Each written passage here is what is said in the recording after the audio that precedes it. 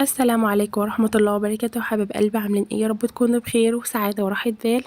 نكمل بقى موضوع السجاد ده روتيننا برضو النهارده، تكمله من امبارح.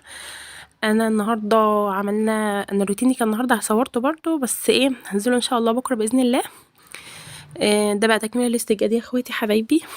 حابه اشكر كل الناس اللي عندي، ربنا يبارك لي فيهم وما يحرمنيش منهم ابدا ويسترها معاهم ويصلح حالهم وبالهم يا رب.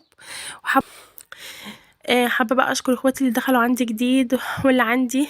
ربنا ما يحرمني منكم أبدا، انتوا أحلى حاجة في حياتي، انتوا عيلتي التانية، انتوا حاجة جميلة قوي ربنا رزقني بيها بعد اللي أنا عشته في حياتي الفترة اللي فاتت ديت والسنين اللي فاتت دي كلها.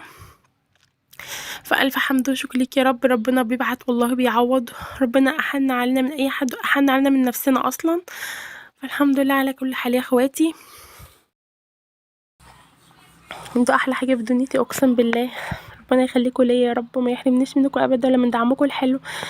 وكل اللي انا بفكر فيه ومتجهه له دلوقتي وفي حياتي ان انا اخدم اهلي زي ما انتم شايفين كده، واخدم ولادي، وان اعلم ولادي واكبرهم. ده كل اتجاهاتي دلوقتي وعقلي وتفكيري وكل حاجه فيا، بفكرش غير في ولادي بس. فربنا يخليكم ليا يا رب وما يحرمنيش منكم ابدا. شفتوا التراب قد ايه هناك؟ انا بقى عشان ما كنستهاش، لو انا بقى كنت كنستها ما كانش هيبقى في تراب كتير كده. فكسل بقى ما تعرفوش، او انا مستعجله مش عارفة.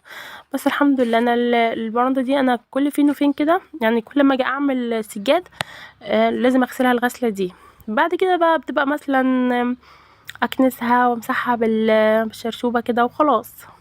وساعات كمان بمسحهاش في الصيف، بس اللي بمسحها علشان خاطر بيبقى فيه تراب اكتر من الشتاء، يعني لان احنا بيتنا على الطريق والعربيات والحاجات دي. ادعوا لي ان ربنا يكبر بخاطري ويفرح قلبي ويعدي الايام اللي جايه دي على خير ويصلح لي حالي ويسهل لي اموري بجد. والله انا مش عارفه ايه اللي مستنيني، بس انا متوكله على الله وفوض امري ليه. فبقول لي ياسين بقى هات لي الفرشه دي عشان اعمل فيه، كان فيه تراب كده لازق كده بالميه، فانا قلت اما انضفه يمكن انضف اكتر من ايديا.